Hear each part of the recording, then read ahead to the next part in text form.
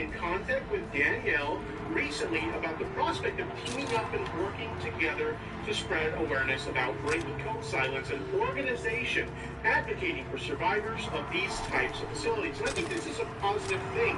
You know, I think it's important to bring awareness to a lot of these centers because there are a lot of parents and there are a lot of, psychiatrists and stuff like that that will send teenagers to these centers to try and, improve their lives or make them more positive members of society and stuff like that. And trying to help a lot of these teens with their problems, not even realizing that a lot of these centers have had long histories of abuse complaints, long histories of lawsuits and stuff like that. A lot of these centers just have tons and tons of problems. And we see places like, for example, Dr. Bill's show, sending these teens to these centers, not even taking the time to look into them and verify everything's on up and over there. And my understanding is there's not a whole lot of oversight over these centers either. So I'm hoping that people bringing awareness to these problems will result in more oversight to ensure that the kids that are there are being treated safely and fairly, and everything is on the up and up, and that abuse incidents like this don't continue to happen. Anyway, let's continue with the article. We're told Paris DM'd Danielle shortly after Danielle Bergoli released her own testimonial about what she claims she experienced at Utah's Turnabout Ranch, a youth facility she went to after her time on Dr. Phil's show back in 2016, which she described as a nightmare. ICYMI, Danielle claimed she was subjected to cruel treatment and what she describes as child abuse via alleged sleep deprivation, malnutrition, unsanitary conditions, and more. Danielle went on to allege other teens went through similar issues at Turnabout, including a girl who filed a lawsuit claiming she'd been sexually assaulted by staff. Some of you guys may remember, I briefly went over that in one of my previous videos, so you can check that out if you want more info about that. Of course, Paris has been beating the same drum, having partaken in a documentary alleging abuse at Utah's Provo Canyon boarding school, and recently testifying in support of a Utah state bill to ban mistreatment at youth facilities. So it seems that Paris Hilton has, been basically trying to speak out against a lot of these troubled youth centers as well, and trying to make sure that there is some sort of oversight that takes place with these centers. The bill was signed into law, and Paris was there for that as well. So with that in mind, it makes sense she'd want to get on board with Danielle's campaign too. It goes on to state that as far as how exactly they're going to work together, we're told that's still being discussed. However, Paris is making it clear she fully backs Danielle, telling TMZ, "I support all survivors who share their personal experiences within the troubled youth industry, and I am proud of Danielle for using her voice and her platform. It is wonderful to see more public voices take on this industry." Paris also supports Danielle's effort to get Dr. Phil to not place kids at Turnabout Ranch. She says people look up to Dr. Phil and want to make sure the show is accurately portraying these residential facilities to desperate families and not continuing to spread a false narrative that these places heal kids. Phil addressed Danielle's claims a few weeks ago when he was on Alicia Lee Banfield. Ashley Banfield. I'm probably butchering that name. My apologies. He went on her show and said if Danielle has an issue about her treatment at Turnabout, she should file a complaint with law enforcement. Danielle released a video Wednesday responding to Phil's interview. So there you go. It says, by the way, we reached out to Turnabout regarding Danielle's claims. So far, no word back from them. So to wrap up this video, what are my thoughts on this situation? It is cool to see, Danielle Bergoli using her platform for, something positive, to speak out against these troubled youth centers. We've heard for many, many years about some of the things that happen at these places, and so it is nice to see that, people who have experience going to these places are now speaking out against it. People like Paris Hilton, people like Danielle Bergoli. I know a lot of people, I saw a lot of people in my comment section doubting the things that Danielle Bergoli was saying because of her troubled history, and I get that. I understand that it's easy to doubt, the statements that she's making or whatever, but I encourage you guys, do a Google search on reviews of a lot of these troubled youth centers, including the Turnabout Ranch. I encourage you guys to look at the various lawsuits that have been made against these organizations, and a lot of the complaints that have been filed against these places. They're literally just a Google search away. I've discussed some of them in my previous videos. You guys can go watch those if you want, but again, I highly encourage you guys looking into it because there is a lot of crazy stuff happening at these centers, and there absolutely 100% needs to be more oversight in these organizations. I think that troubled youth centers could be a positive thing in order to improve the livelihood of these teenagers. But having said that, if this kind of abuse and neglect continues to happen at these centers, it's going to do more harm for these kids than help, and I think that's a huge problem. But at the end of the day, those are just my opinions. What do you guys think about this whole situation? Let me know your thoughts in the comment section down below. I'd always like to hear what you guys have to say. But anyway, guys, this is Tipster here. Hope you guys enjoyed this video. And I'll see you guys in the next one. Take care. I recognize that wolf signature, Captain Lee. Even she would not be foolish enough to attack our clan's territory. No. When a game has a great story, that story is great forever. Or is it? Rather than being unimpeachably, permanently good, that story can be undermined when a later game goes on to retroactively modify the events that came before it, changing what you thought you knew about the original.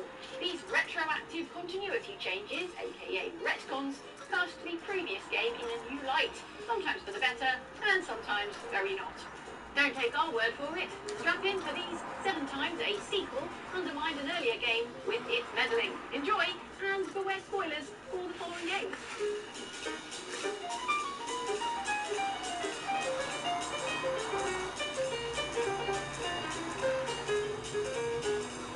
You got knocked out of the target memory and pushed back to a more stable state.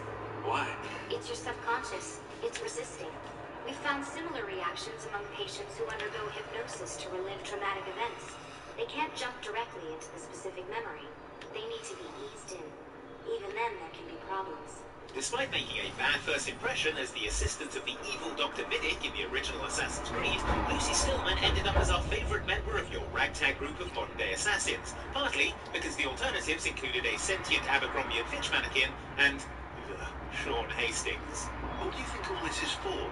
Eh? You think Lucy is giving you Ezio's abilities so you can build schools in South America and deliver rice to starving Indonesians? What are you, Desmond, a vegan? You'd be the first vegan assassin in history. But mostly we like Lucy on account of how she turned out to be working for the good guys all along. Just try and have a little faith.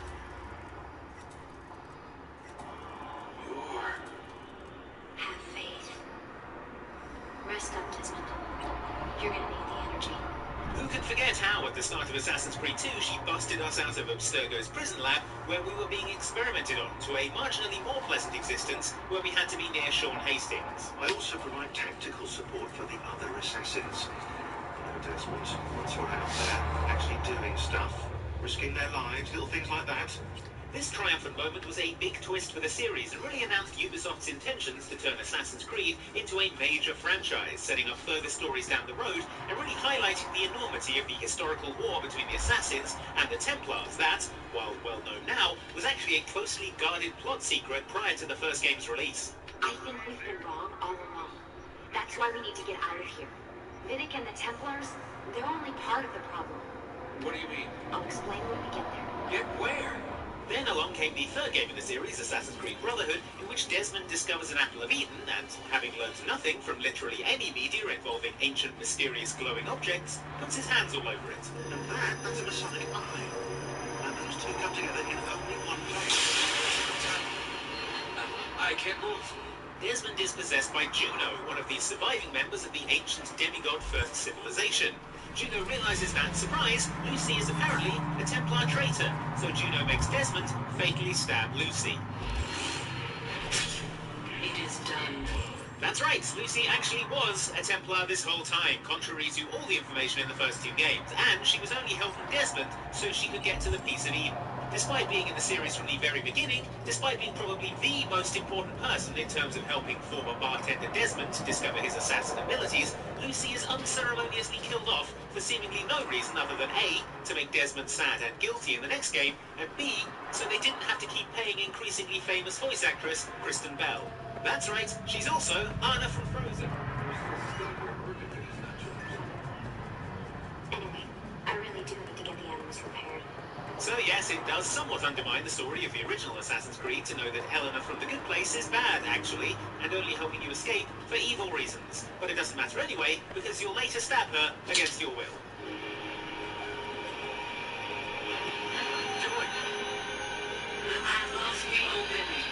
And with Sean Hastings standing right there with his stabbable torso, unforgivable.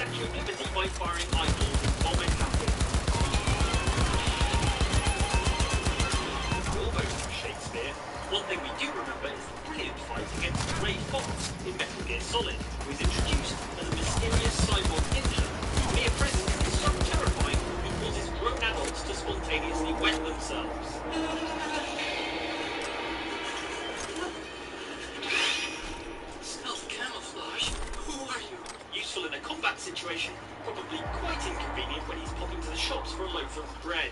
This cyborg ninja has a tragic backstory though, as it's revealed in a dramatic twist that he is actually Grey Fox, a character you first encountered in a prior game. Do you remember me now? Can't be. Still in a combat situation, probably by firing eyeballs and vomit at it. Your move, Shakespeare. One thing we do remember is the brilliant fight against Grey Fox in Metal Gear Solid, who is introduced as a mysterious cyborg ninja whose mere presence is so terrifying he causes grown adults to spontaneously wet themselves.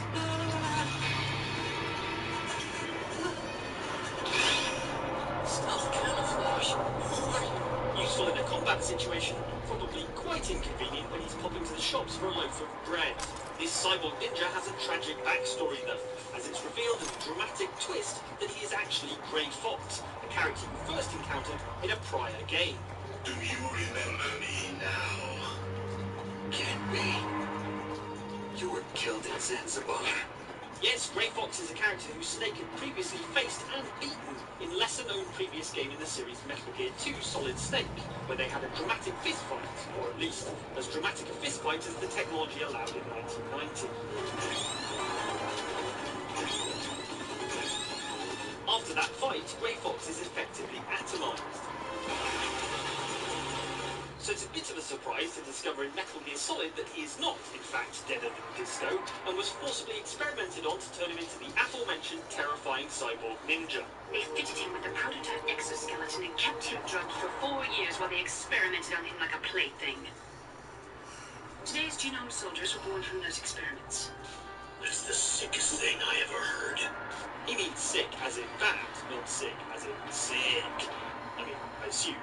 Either way, 2006 PSP game Metal Gear Solid Portable Ops, which is set in 1970, went on to undermine this entire storyline and one of Metal Gear Solid's biggest dramatic twists by deciding that actually Grey Fox had been an augmented super soldier for 35 years, long before Solid Snake atomized him in Metal Gear 2. He's incapable of emotions or doubts. He's the ultimate combatant. The result was we lost a great revenge story where, beaten in fair combat by Snake and close to death, unaugmented Grey Fox was unwillingly turned into a cybernetic super soldier and returned to settle the score.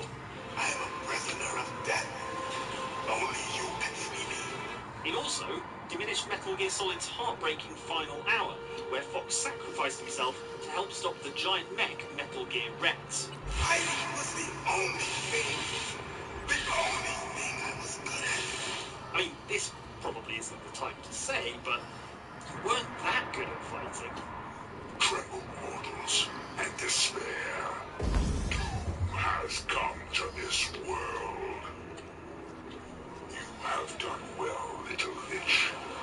My plan worked perfectly. If Warcraft 3 is to be believed, demons are real, powerful, and love a massive pair of pauldrons. I mean, who doesn't? Mighty Amarok. How goes the invasion? These frailer humans offer no real resistance. At the same time, we're led to believe that even the most powerful demons can be killed. Otherwise, why would we work so hard at trying to kill them? Specifically, here at the end of Warcraft 3, with the brutal demon lord Manaroth and his even more impressive boss, Archimond the Defiler. He sounds chill. Are there none left to stand against the Legion? You don't need me to tell you Manaroth is eventually slain by Grommash Hellscream in an act of heroic, character-defining self-sacrifice. I have freed myself. Oh, you threw us all. No threat. You freed us all. Nor do I need to remind you that through the unprecedented collaboration of humans, orcs, and night elves, and at a terrible cost including the very immortality of the night elves themselves, Archimond the Defiler is fatally exploded by a swarm of ancestral spirits.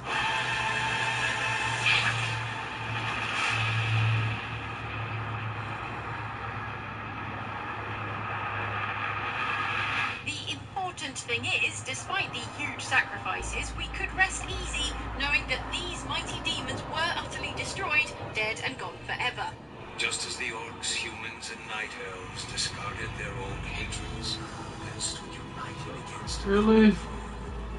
so did nature's synthesizer to banish the shadow forever. Except several years later, along came massively multiplayer, massively popular RPG World of Warcraft, and it needed raid bosses. To that end, in the 5th World of Warcraft expansion, Warlords of Draenor, the nature of demons was significantly retroactively changed, such that if demons are killed in the real world, their souls go back to the otherworldly dimension of the Twisting Nether, where they reform. These days, demons are only really permanently dead if they're killed in the Twisting Nether itself. Every demon we slay here dies their fighting dead. Do not hold back. This change was what made possible the resurrection of both Manaroth and Archimond in World of Warcraft.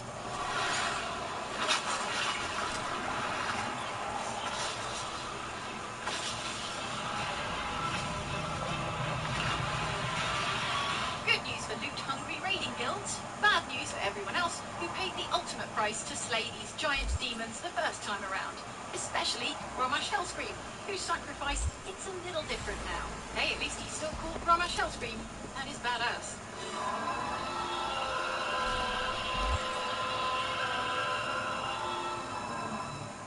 Need your DOL card and fast? 360 Training is the most trusted company for online OSHA outreach training. As a leading authorized provider of OSHA 10 and 30 construction and general industry, 360 Training helps you get on the job site faster with the power of...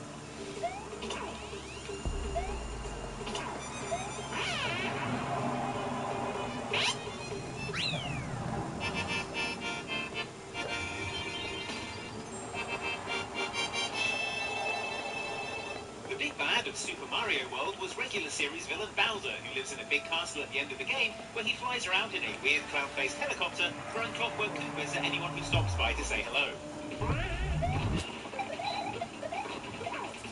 As you can see, he's a busy turtle thing, and so he needed to rely on outside help to guard the other lands in Super Mario World. As such, each of the lands you travel through in that game is guarded by one of 7 Koopalings, wild-haired, skin-looking turtles, first seen in Super Mario Bros. 3, who were told at the time were about... They're coming for me!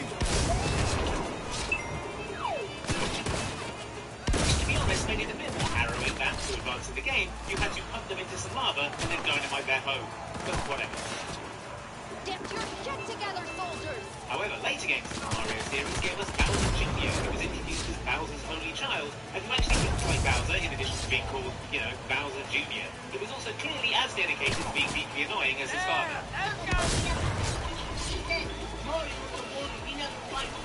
This raised the question of, if Bowser Jr. is Bowser's kid, then who exactly are these Koopalings? It wasn't an issue until New Super Mario Bros. Wii, where the Koopalings returned, billed as Bowser's, quote, minions, the family connection struck from the record.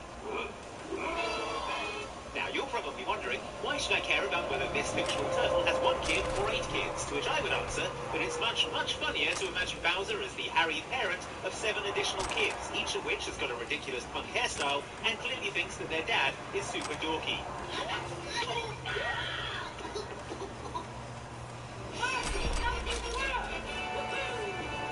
Also, I think it adds some much-needed nuance to the Mario and Bowser relationship. It certainly makes Bowser a lot more justified in throwing Clockwork Koopas at Mario when you know that Mario is fresh off killing 7 of his children. Is that why he made Clockwork Minions? To take the place of his murdered children? So no one else he loved would have to die?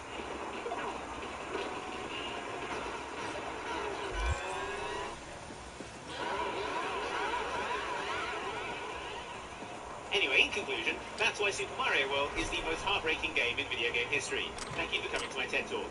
You're to return to infinity immediately. Negative infinity. Whoever they are, let's get to Meridian before they...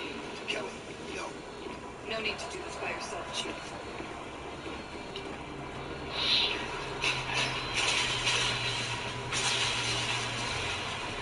Court-martial all of us, right? Back when the very first Halo game, Halo Combat Evolved, was released for the original Xbox, the developers at Bungie could never have imagined that this modest sci-fi yarn would become a heaving fictional universe spanning video games, live-action series, and approximately 400,000 expanded universe novelizations. The thing is, that Halo universe has changed a lot as we've gone from a single game in 2001 to where we are now, which is playing Master Chief Collection for a 3rd time, while they make Halo Infinite look a bit less like an Xbox 360 game. What? You're all thinking it.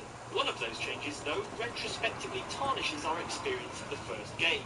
You see, in the original Halo Combat Evolved, our understanding was that the player character Master Chief was the very last of the Spartan 2 genetically modified soldiers in the entire galaxy, based predominantly on this passage in the video game's manual, which follows thus. Existing Spartan 2 soldiers are called to watch for further augmentation. Plan. Order Covenant vessel with the improved Spartan 2s and learn the location of the Covenant homeworld. 2 days before the mission begins, Covenant forces strike Reach and annihilate the colony. The Covenant are now on Earth's doorstep. One ship, the Pillar of Autumn, escapes with the last Spartan 2 and makes a blind jump into deep space, hoping to lead the Covenant away from Earth. Excuse me. This gave Halo a unique atmosphere. Not only were we the only 7-foot-tall badass super soldier in the galaxy, there was a degree of tragic pathos to being the last of a dying breed and humanity's only hope. As Chief, you were the final remaining Spartan with the weight of responsibility resting on your, admittedly, massive shoulders. I mean, unless you played it in the entirely non-canon co-op mode.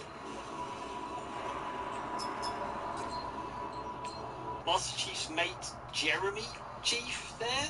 Several games later, in Halo 5 Guardians, though, you can't travel 5 light years without tripping over another Spartan 2, who was just presumably hanging around somewhere, twiddling their giant thumbs, while we were busy single-handedly saving the galaxy. Take Frederick 104 here, who was literally at the same training academy as Master Chief at the same time. I haven't seen Chief press himself like this since we were in boot camp. What exactly were you training for, Fred? How to not help at all during the Battle of Installation 04? Then there was Halo Wars 2, where it turns out 3 more Spartan 2s have just been floating in space, only waking up 7 years after the destruction of the Alpha Halo in the first game. Hope they appreciated the lying. Isabel, where are the survivors? What's the strength of the Covenant force here? Covenant? No. Listen, you're in incredible danger. All this reframes the events of the first Halo game as less about a lone warrior, the last of its kind, standing against impossible odds, and instead about something far more boring. mismanagement of vital military resources. If I were Master Chief, I'd be livid. Look, he can't even speak to him. Furious. Whatever you're looking for, your best shopping starts with Google.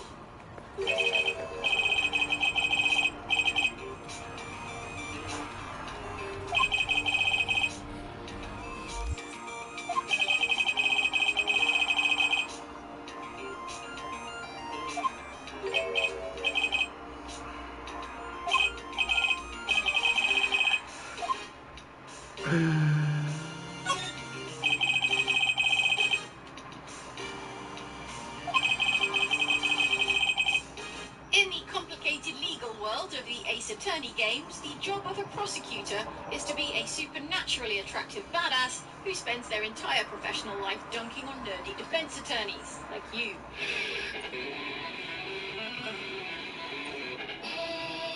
Among all these flashy, ice-cold, achingly hip prosecutors, however, one stood out as the epitome of legal cool.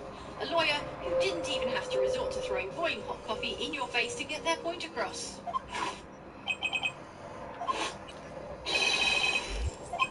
I am, of course, talking about Miles Edgeworth, your opponent in the very first Ace Attorney game.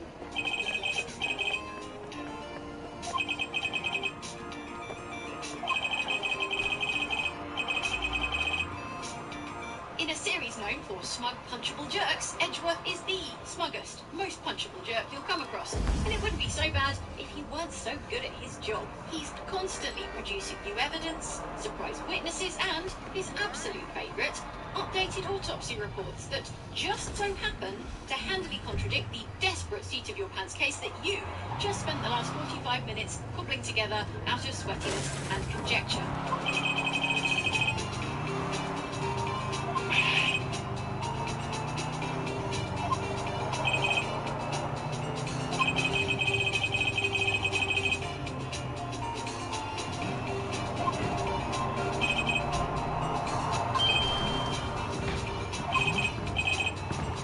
Throughout the early cases in the game, though, it is hinted that there is a darker side to Edgeworth's success. There are whispers and rumours that Edgeworth is so desperate to win at any cost that he's even committed the ultimate lawyerly sin of forging evidence to ensure that he delivers the guilty verdict he needs to maintain his perfect courtroom record.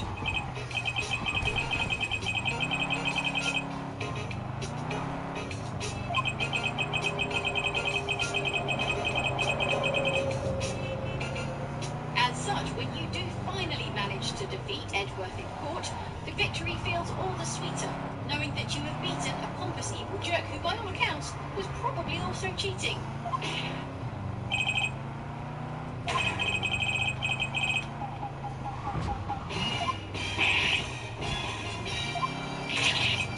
When it first came out for the Game Boy Advance in 2001, Phoenix Wright Ace Attorney had 4 cases. When it was re-released for the Nintendo DS in 2005, they added a new 5th case, which was brilliant, but it must be said, did irreparable damage to our image of Edgeworth as an unprincipled law scoundrel.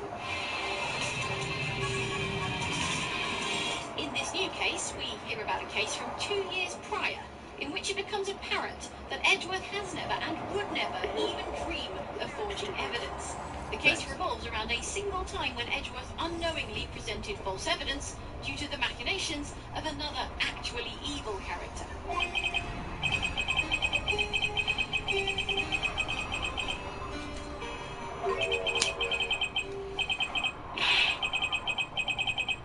Which is fair enough. Edgeworth is a great character, and since the first game, he has evolved into one of the series' most popular and likeable characters, with his own spin-off series of detective games. But this change to the first game made a lot of his character development throughout the first 4 cases somewhat pointless, as it turned out that Edgeworth wasn't becoming a better person thanks to our kindness and law skills. He was just always a nice guy, and we were taken in by scurrilous rumours.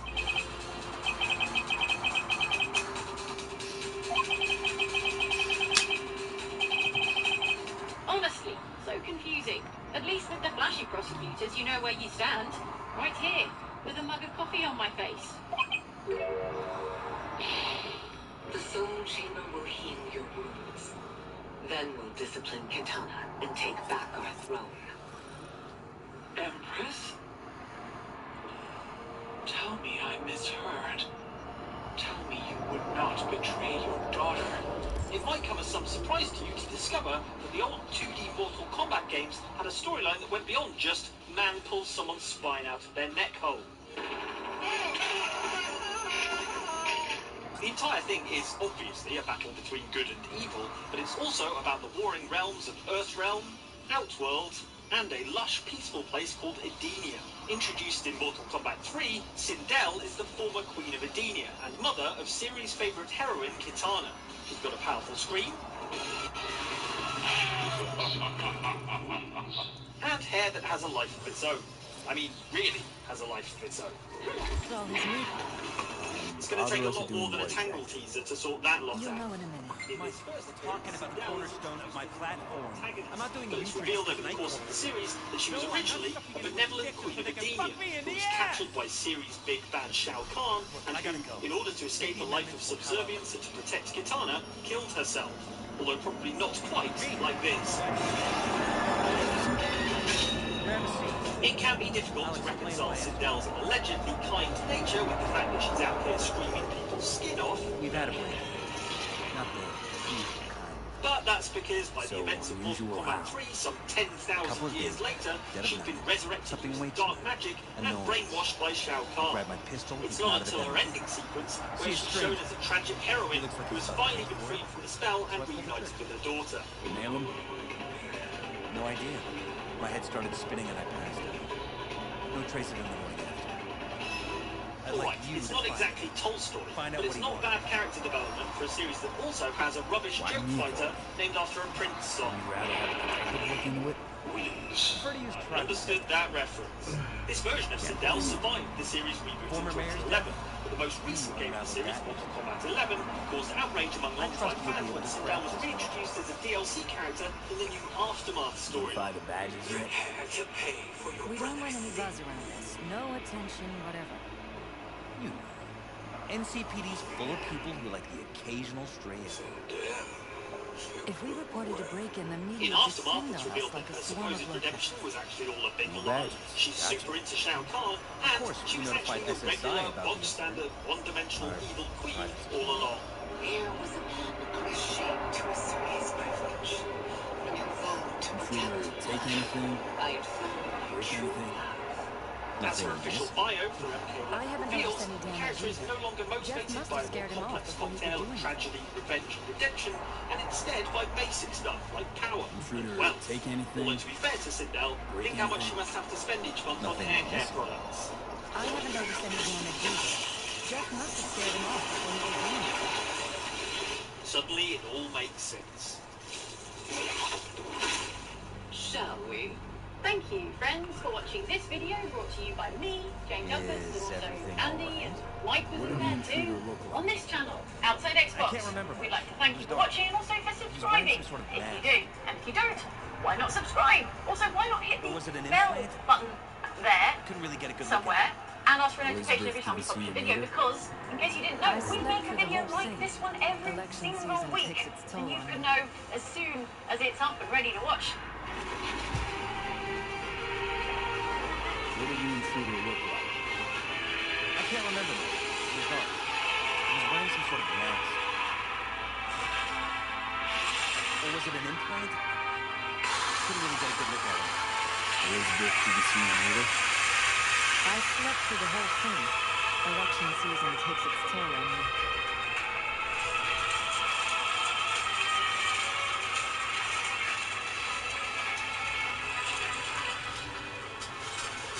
Said you passed out. That's right.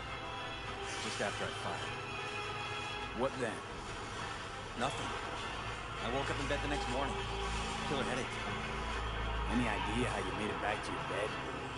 No. No. Elizabeth's at a loss too. Said you passed out. That's right. Just after I fired. What then? Nothing. I woke up in bed the next morning. Killer headache.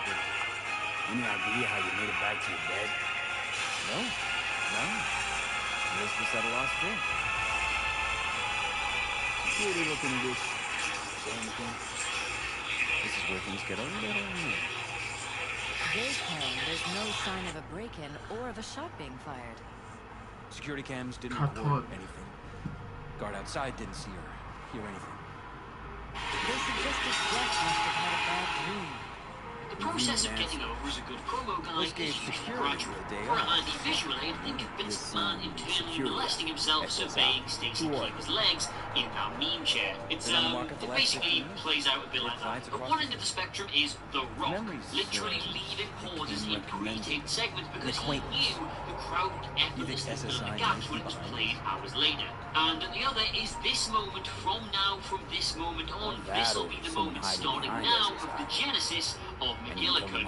Every other wrestler in history is somewhere in the middle. Now, you can be a good promo through sheer graft and devotion, but pretty much everyone who's a great promo was born with it. Steve Austin wasn't magically great at talking because he ripped one biblical verse, even blowing tits off for his entire career. But it does show how one promo can make your entire career if it's good enough. Conversely, it takes some doing to ruin your career with just one promo. But by Wizzo G, boy gosh darn oh golly, some can teleport themselves into oblivion. My name is Adam Cleary and these are 10 promos that totally changed your opinion on a wrestler. Number 10, Bret Hart reverses the career narrative. An in-ring genius he may have been, but Bret Hart was never rated as an excellent mic man because he wasn't.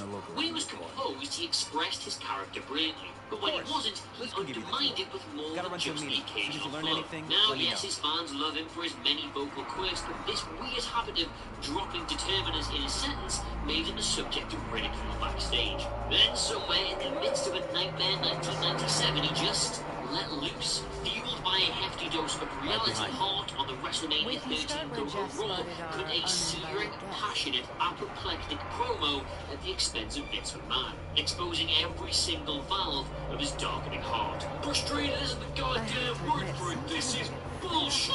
He roared after shoving McMahon to the canvas. In the ability to evolve into a heel, a master orator, and an architect of a future that he'd never even get to read. Hats off. Number 9, Mark Henry's retirement speech. Alright, so just for a bit of context here, in 2015, Mark Henry, then a veteran of nearly 2 decades, had zero idea how to improvise. After his pod opened prematurely in that infamous Intercontinental title elimination chamber match, he simply just watched for a bit as Wade Barrett and Dolph Ziggler worked their pre-planned spots before breaking up a pin attempt.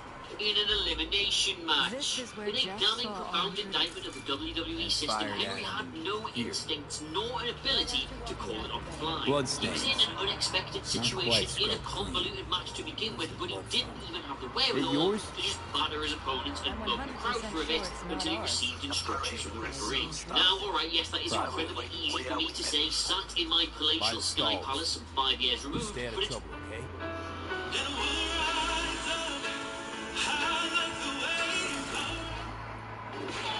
The ones who are ready to change the game for good will join us.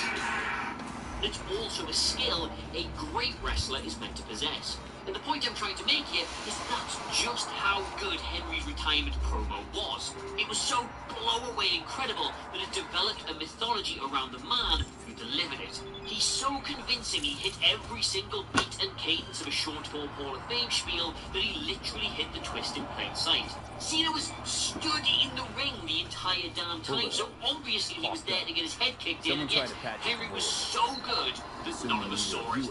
Number 8, Hulk Hogan formed the New World Order. Right, so just in case that John Cena Firefly Funhouse thing made absolutely zero sense to you, in 1996 Hulk Hogan was the ultimate babyface. Core WCW fans hated the man who pulled in the numbers, but his drawing clout, public image, Hollywood career and endorsements made a turn feel impossible. Those sections of the crowd who despised him did so with such bitterness because, as the ultimate babyface, he was just never going to change. Until Until one day, when he actually did. In a stunning, unforgettable, seminal promo, Hulk Hogan turned on WCW and Bash at the Beach. The most fantastically inspired line in a promo full of them was, "I'm bored, brother." And what a marvellous subversion of his perception this was. It pinpointed and sliced through both sets of fans. His own for not caring, a betrayal of his uber-earnest Hulkamania shtick, and his enemies. He effectively admitted he'd been phoning it in this whole time, and what a piss spoiler that was. Number 7, Roman Reigns turns heel with a babyface promo. Is he the next John Cena? I mean, they're pushing him like he's the next John Cena, and yeah, the Shield were awesome, but why is he still out here looking like he's in the Shield? He's not in the Shield. There's already a top babyface who hasn't developed his character for nearly a decade. Put some trunks on him or something. Give him some new music. They can't do this again, can they? Oh, sorry, but Fatty's just told Seth Rollins he's full of sulfur and succotash. Oh, hell, there you are, then he is. He is the next John Cena. It seems so innocuous watching it back, but this promo cemented Roman's future to such an extent that he might as well have worn jorts and tried to rap a bit. This one infamous promo killed Roman's push for so many fans because, even though it absolutely wasn't, it just kind of felt personal. Number 6, The Rock incinerates Billy Gunn. While it's easy to think of him purely as the owner of the greatest wrestling theme of all time, he's the last man, you see. Billy Gunn was a big, imposing and athletic performer who exuded charisma and was gifted a worthier crowd. He was, in an era in which great wrestling matches didn't really matter that much, absolutely a guy that WWF would justify to push hard as a singles act. And then, at the 1999 King of the Ring, they did. Sadly though, in the aftermath, The Rock incinerated, absolutely obliterated Billy Gunn's main event career in the course of a single promo, one of all shows, Sunday Night Heat. Rock, with the crowd already eating out of his hands, turned his machine gun in the direction of Billy Gunn by ruthlessly exposing the failure of said push. "Oh dear God," Rock said in mock prayer. "My name's Billy and I just won King of the Ring, but there's one problem. Everybody still thinks that I absolutely suck." Instantly, even the name Billy sounded less like a barrel-chested southerner and more like one of those feeble kids Troy McClure would terrify with a backpat. It didn't matter what his name was, but his name was Billy. For f***'s sake, how could you take that seriously? Number 5, Ryback loses his aura in 2 minutes.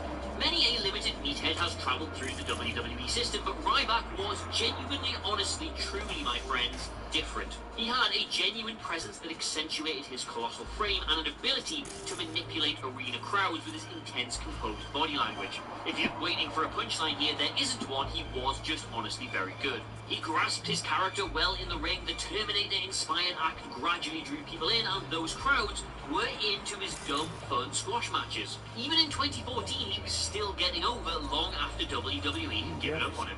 But then, in September of 2015, Ryback's brain seems to break in a promo so disastrous that it compelled many to think he never had it in the first place. He put over the Intercontinental title and its rich history of fighting champions. "The key word in all that," Ryback said, "is fighting champions." Now, not a mathematician, I will grant that, but I'm fairly sure that's 2 words. He then stumbled through the rest of the thing, not quite being able to recall the script, and in a deeply baffling non-sequitur, Ryback then appeared to just memorize the layout of his match. Meat-hook clothesline, shell shock, 1, 2, 3. The crowd in attendance that night, who not a few minutes prior had been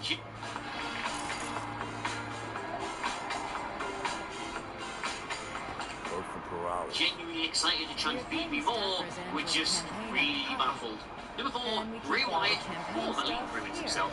Even after the House of Horrors match, criticising Bray Wyatt online just wasn't really allowed. He was a mystical genius, the next Undertaker failed by non-committal booking. If only they put him over, man, then these promos would make sense. Just as a side note, yeah, I once had a woman send me death threats on Twitter every day for a week because I said maybe the reverse crab walk thing was getting a bit old, but whatever, nutcases aside, the consensus had it that Wyatt was an exceptional performer failed profoundly by the WWE system. That was until he revealed himself as Sister Abigail in 2017. Genius performer Bray Wyatt put on a fucking list because he had no idea production were going to modulate his voice, which means They were making it all up as they went along, just like he was. This whole thing was so dire that even the most hardcore fans had to admit that none of this was working, and a total repackage was the only way forward. Number 3, The Undertaker becomes just that bloke down the pub.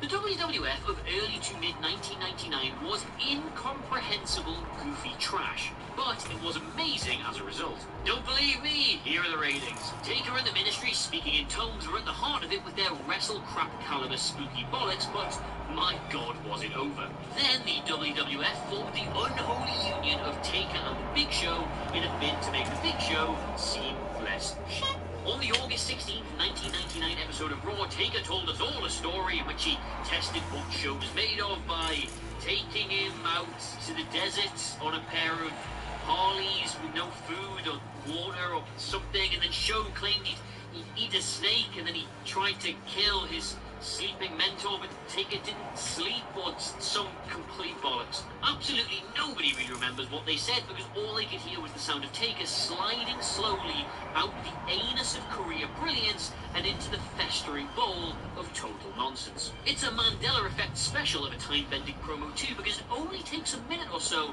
for Chris Jericho's merciful interruption, and yet, watching it back, it still feels like about 4 days. He became Biker Taker not long after because, well, he had to.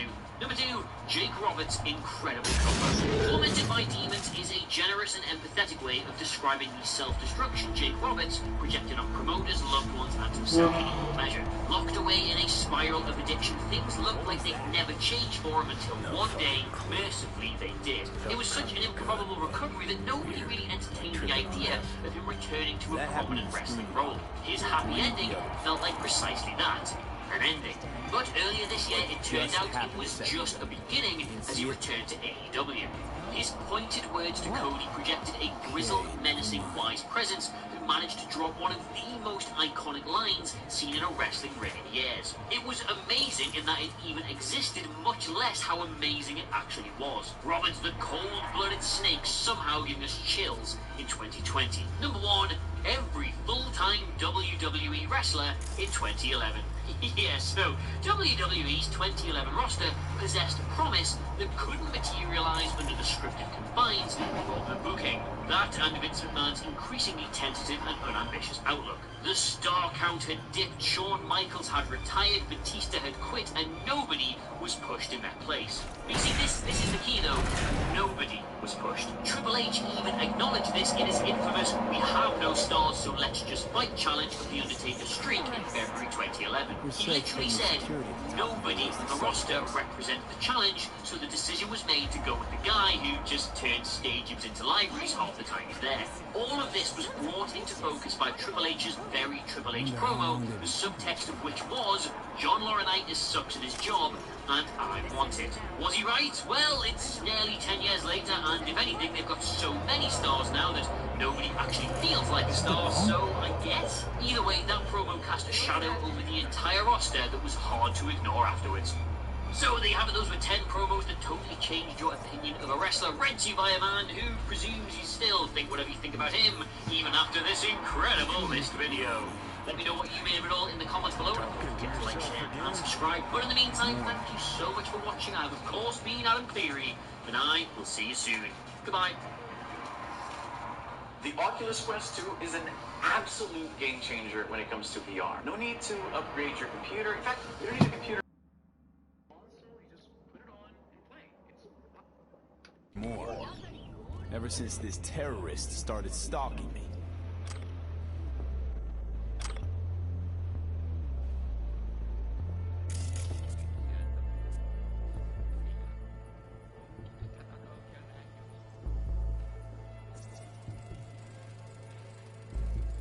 Weird hardware.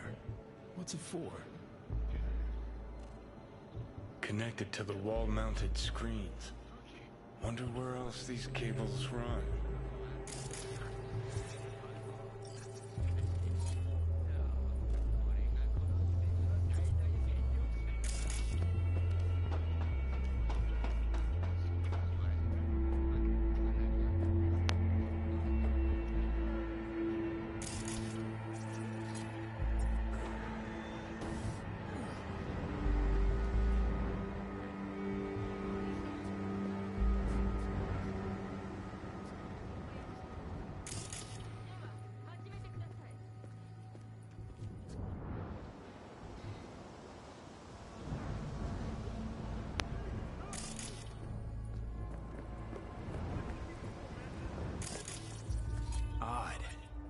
Tech's practically prehistoric, but it doesn't look older than a day. Saw something like this back in the war. Transmitters. Militech was using them. Short-range UHF. Signal only travels line of sight, but it can't be intercepted. Line of sight? Let's look around. See if we can't spot where our receiver's camping out.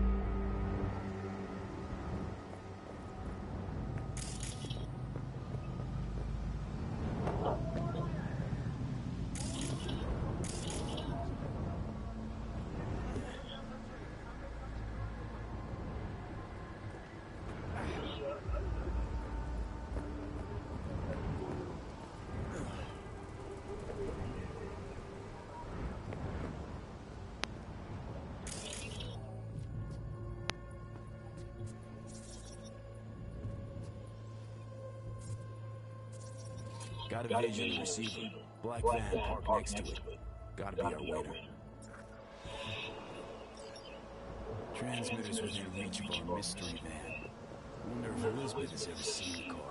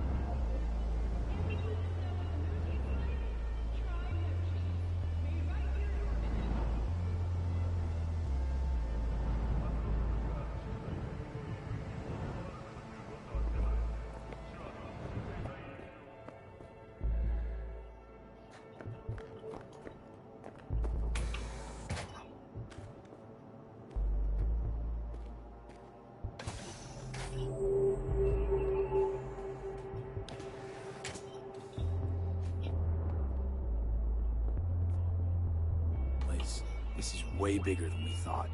Jeff's entire campaign could be threatened.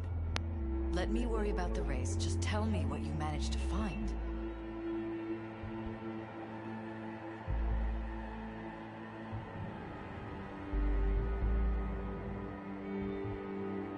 There's a transmitter on the roof. It seems to be conveying a signal to a van out front. You know who it might be? We never set up any transmitter. And I don't know a thing about any van, but my guess is it's SSI's. Could be. Tech they're using seems unconventional, though. Do you plan to check it? Yeah, about to pay them a personal visit. I'll wait here. Just don't tell Jeff anything for now, okay? Sure, whatever. I'll call him once I know something more substantial. That's fine. Just remember it's the busiest time for Jeff right now. You can always come and talk to me. Fine. I'll keep that in mind.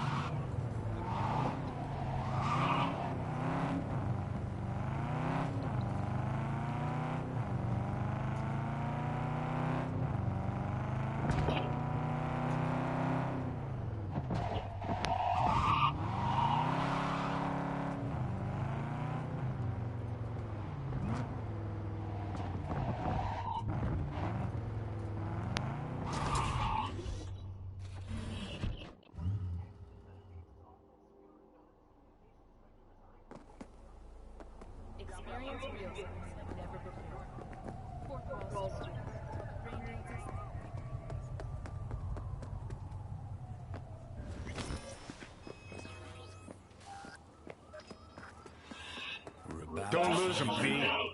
Oh, now you're interested. We could expose a Corpo conspiracy here, V. I'm telling you. They could be Corpo's spies, or who the fuck...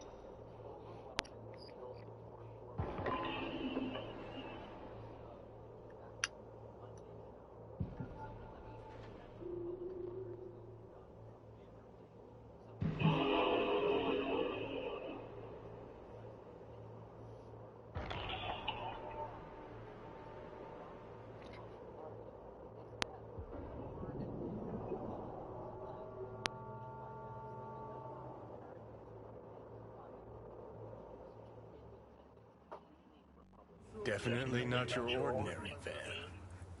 We're about to find out.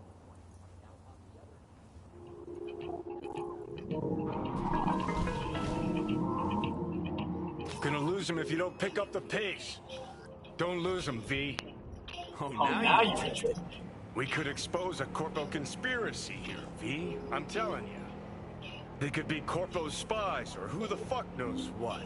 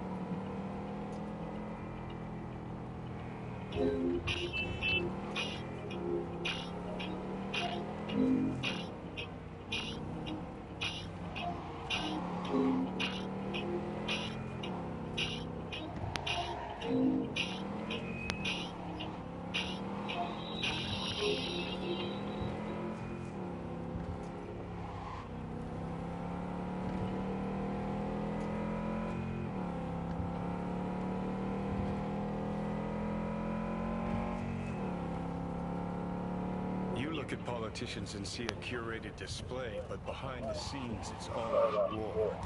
Citizens don't choose their representatives. Then who? The key players, string pullers. They spy on all the paralysis, look for weak spots, blackmail, rig elections.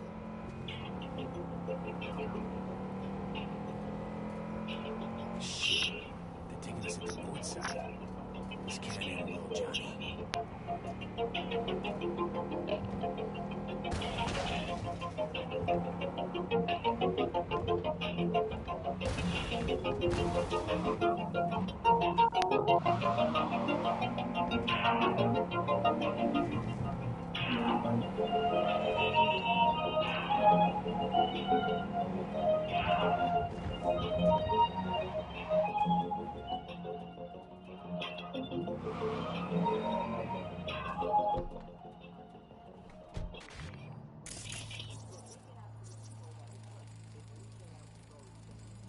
Jam back the hardware. Well, don't see any manufacturing info. Would detect any mods. They don't manufacture trucks like dogs. What are they doing? What are they? Fine. Keep an eye on it. For unknown reasons, the coordinates came through corrupted, so I'm unable to determine precise location.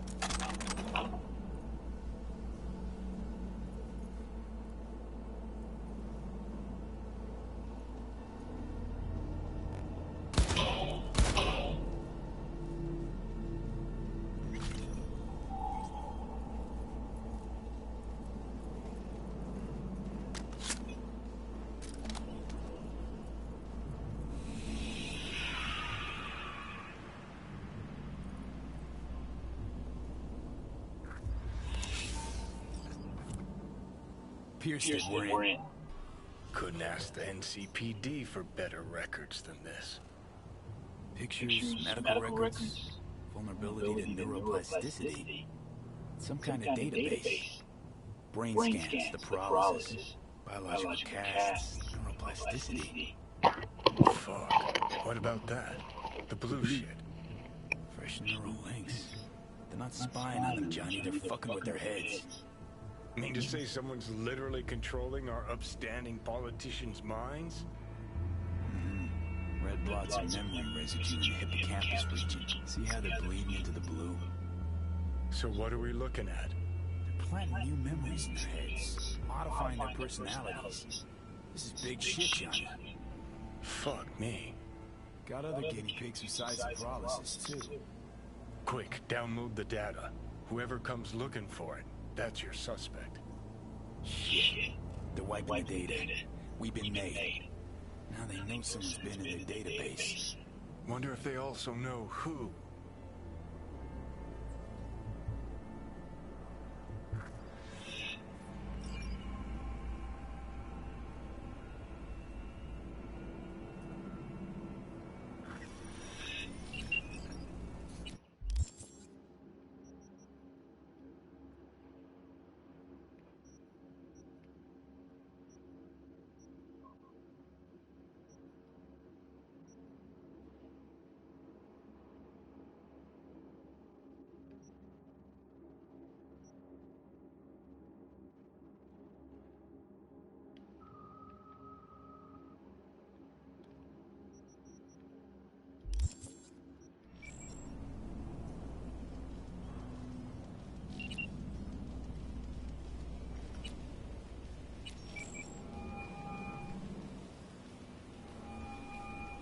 V, do you have any news?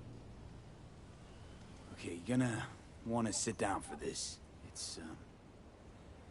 It's way bigger than we thought. What is? You're being brainwashed. Literally. They've scanned your minds, now using some kind of conditioning to... Wait. Not on the holo. Right, I'll come by. No. You and I, we need to speak alone. I know a little ramen place in Japantown. Sending you the coordinates. Right. See you there.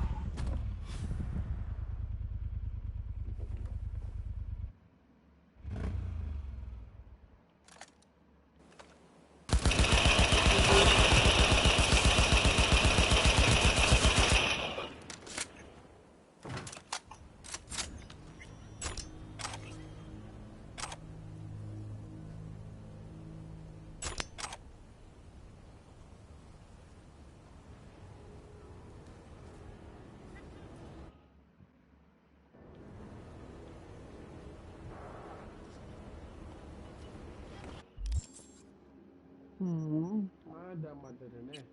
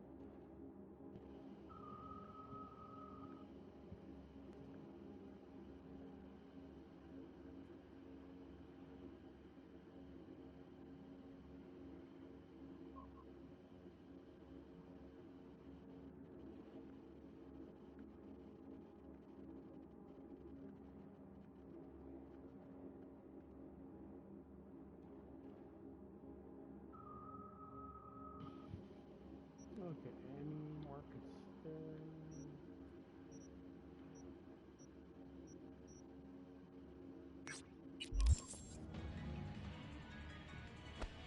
In the gun shop.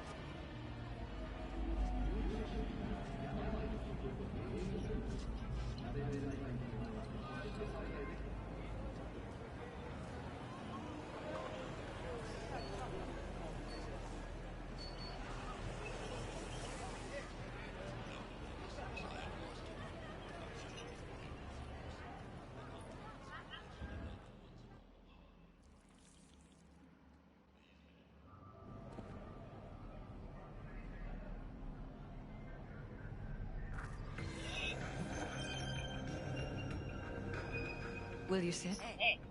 Please? Thank you for coming. It's a cozy little joint. Doesn't really match your style, though. But it's perfect for a one-on-one. Here we are, then. What is it? I'm sorry. My nerves are shot. I can't gather my thoughts. Wasn't that long ago since we last met. Something happened since then? No, I mean, something did happen, though not recently. It's a long story. I don't quite know how to tell you. Where to even start? Relax, no need to rush. A while ago, I started noticing some changes in Jeff's behavior. His personality, he seemed to be changing right in front of me. Becoming someone else. How so? He stopped reading, forgot the title of his favorite movie. Even his musical taste changed overnight.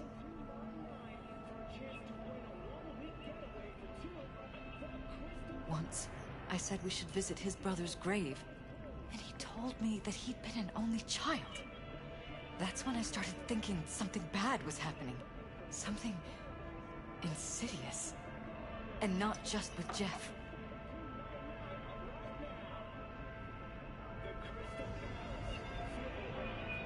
Notice any changes in yourself? After some time, on several occasions, my friends pointed out that I was acting strangely. That must have been hard. It was. You know, it's at times like those you start to question reality.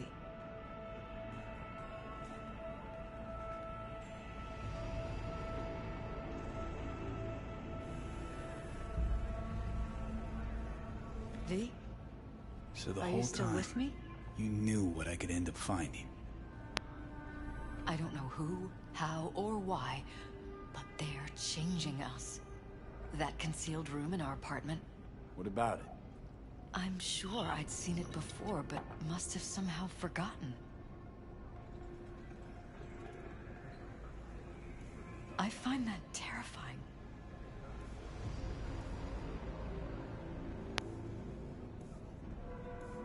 Mention any of this to Jeff? I tried. I did. But he's blinded to everything. He just laughed, said I was imagining things. He once brought up a vacation that we never went on. Swear to God. He went on about it in such detail. I almost started believing him. Could be just you who forgot. Maybe they wiped the trip from your memory. Hell, I don't know anymore. Don't you get that? You haven't told me the whole story yet, have you? I saw a stranger in our apartment one night tinkering with the monitors. But I was in such a state by then that I didn't know if I could trust my own eyes. So you didn't do anything? I don't remember what happened. I talked to security the next morning. Let me guess. Cams didn't pick anything up. The guy just shrugged and said I must have dreamt it. He showed me the recording, of course. I felt like a lunatic. And then, the next day, I got a call. Who was it? Them. Whoever they are. There was garbled voice on the other end. He never introduced himself. And? You cut some kind of deal with him? No. I was told that our perfect lives could fall apart at any minute. That I have my husband's safety to think about. After, there was no record of the call. It was as if it had never happened. So I'm begging you, V. Jefferson can't find out about any of this. Ever. His life depends on it. You knew who sent the intruder, but just strung me along anyway, Liz. I didn't have a choice. I didn't know what to do. You wanted everything just to go on and flow on because it was convenient. Convenient? You got the perfect life. Prominent husband. You don't lack for a thing. You think I'm having fun? You have no idea what it's like, living like this.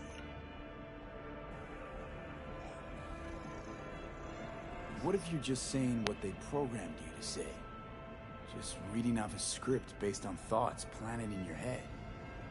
All I know is, I love my husband, and I want him to be safe, and happy. But that's what they want you to know. You know what Jeff will do if you tell him?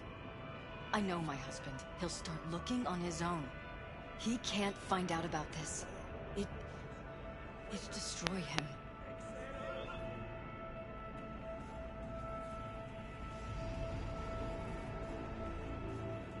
You think if I tell him everything, that he'll go and pick a fight he can't win? I don't just think, I know.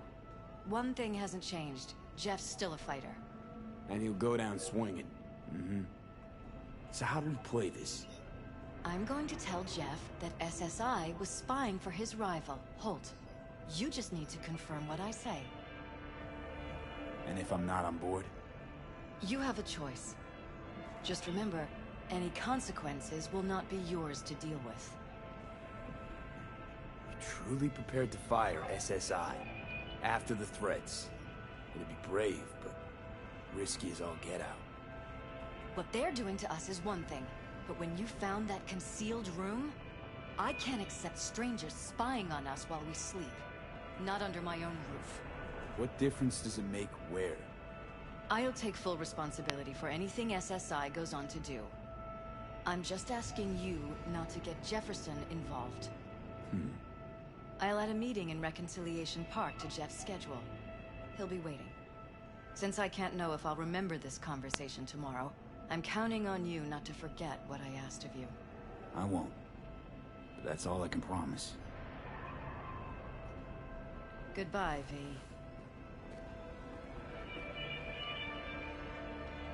Whole thing's fucked up, huh? Wouldn't want to be in her pants.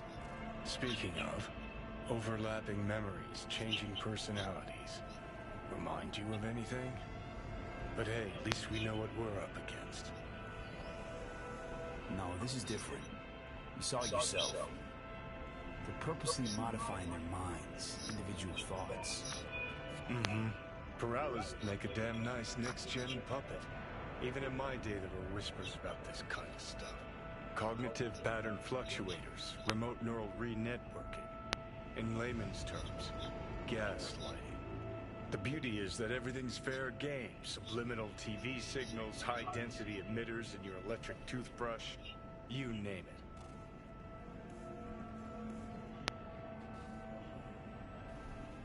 So, in my pants, what would you do? Some real rat bastards behind this. Someone's got to take them down. Even by risking Paralysis' lives. Fuck knows what kind of shit a mayor controlled by puppet masters could pull. But yeah, you could end up putting their lives at risk. Or not. Tough choice, V.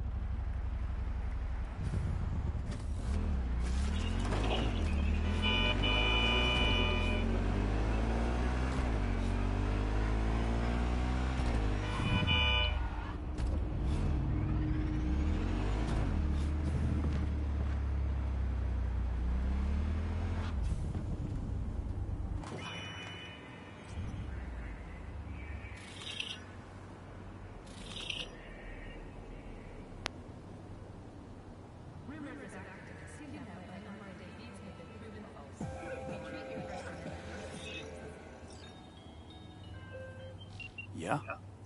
It doesn't matter what you tell me. It doesn't matter what you think of doing or do. You can't change anything. What? We know who you are. We know what you are. We know what you want. You are playing with fire. Don't dare cross the line.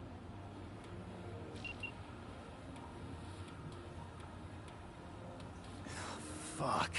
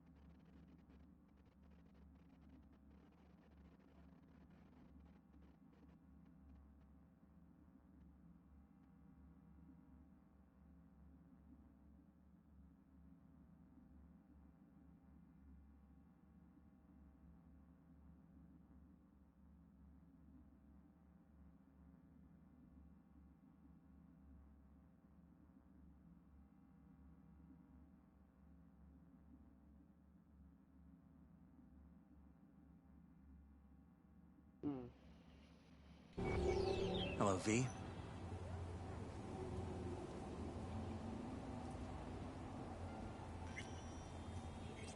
Need to talk.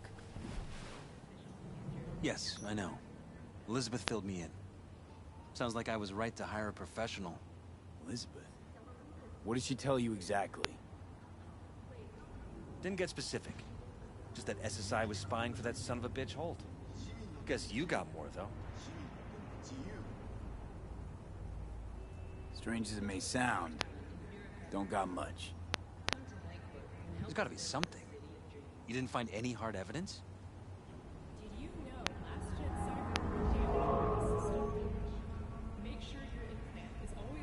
Sorry, it's all hearsay and speculation. Like what? SSI took money from all kinds of people. Holt among them. But it's a weak lead. Too weak. Nothing that can help you, Jefferson. Damn. All right. I'll handle things from here. Meaning? First, I'm gonna win this damn election. Then, I'll find the motherfucker who spied on us. And if it was Holt, I'll find every last speck of dirt on him and bury him under the heap. Well then, good luck. You'll get your fee soon. You already got my gratitude. Goodbye, V. So, thoughts? Somehow I doubt it's people who are behind this. So aliens? Very funny. You're too young to remember this, but not so long ago, people talked about rogue AIs prowling cyberspace. So, not aliens. Doesn't matter who or what.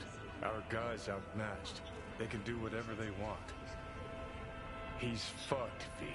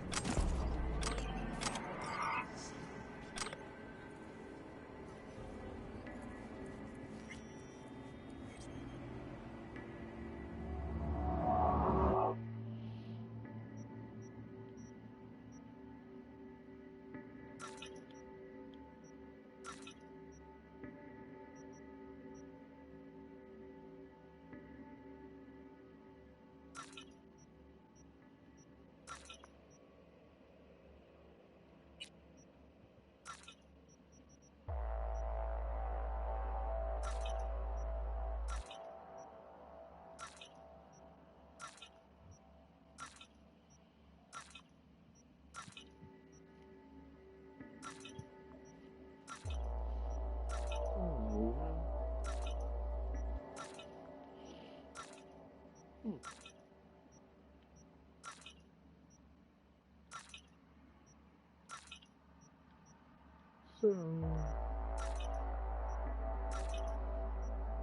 secret parts.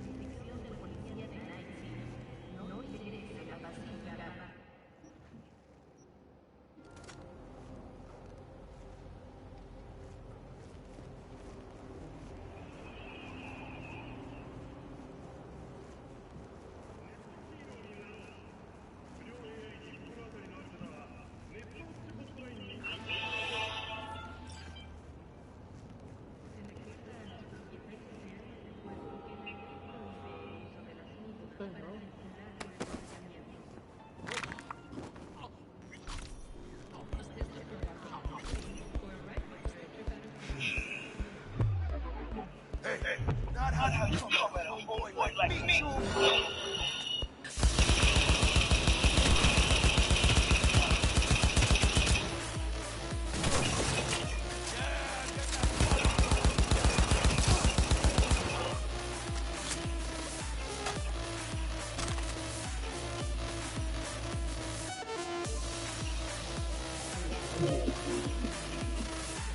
Police guys are judging now!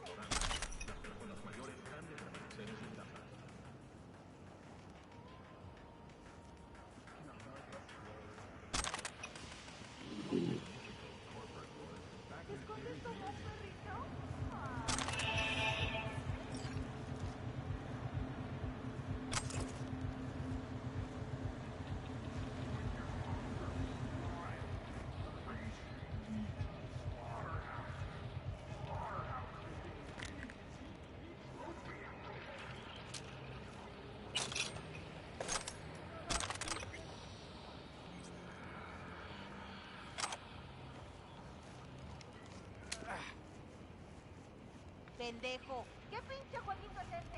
¡Al carajo, órale!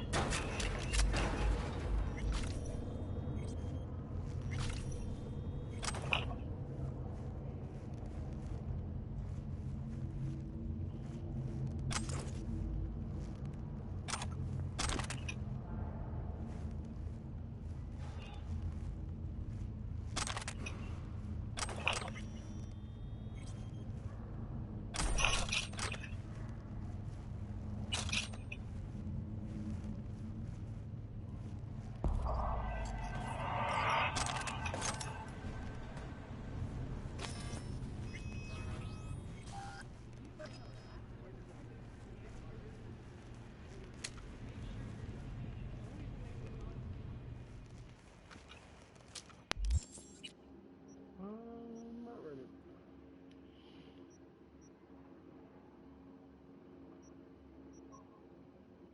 I'm gonna call her a night. I'll be back later.